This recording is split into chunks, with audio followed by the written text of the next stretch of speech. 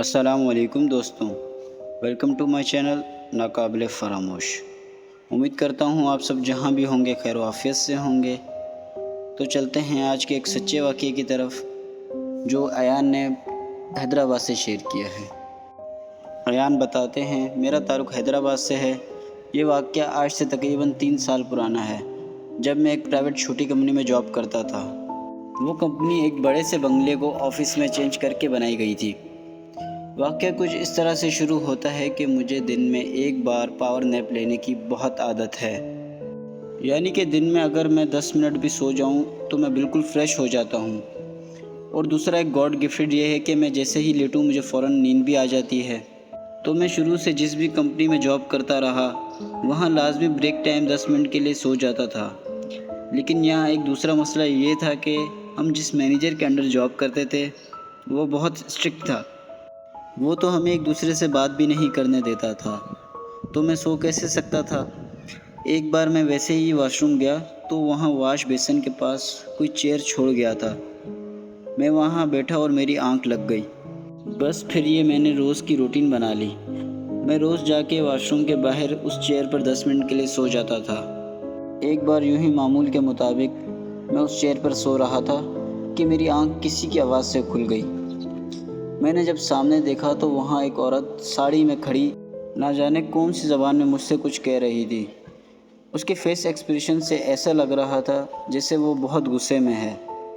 मैंने उससे पूछा, आप कौन हैं और यहाँ क्या कर रही हैं? इतने में वो एकदम मेरी आंखों के सामने से गायब हो गई। मैं जल्दी से ऑफिस की तरफ आ गया। मैंने अपने कोलीग से इसका जिक्र किया तो वो मुझ पे हंसे कि यार तुम कैसी बात कर रहे हो, हमारे ऑफिस में तो कोई फ़ीमेल है ही नहीं। खैर बात आई गई हो गई। इस वाक़ये के तकरीबन 2 मंथ बाद मुझे एक अच्छी जॉब की ऑफ़र हुई, तो मैंने वो पुरानी कंपनी छोड़ दी। आखिरी दिन जब मैं सबसे आखिरी मुलाकात कर रहा था तो मैंने गार्ड से पूछा कि आप तो यहाँ रात में भी ड्यूटी करते हैं, आपने यहाँ कोई औरत देखी है? उसने मेरी तरफ हैरानी से देख के कहा, यानी तुम्हें भी वो औरत नज़र आई है? मैंने गार्ड से ज़िद की कि मुझे इस बारे में बताएं कि ये मामला असल में है क्या। तो गार्ड ने बताया, दरअसल बात यह है कि ये जगह जिस ऑनर की है उसकी वाइफ की इस घर के वॉशरूम में स्लिप होने की वजह से डेथ हो गई थी। उसके बाद अक्सर लोगों को वो यहाँ नज़र आ चुकी है, लेकिन वो किसी को नुकसान नहीं पहुँचाती।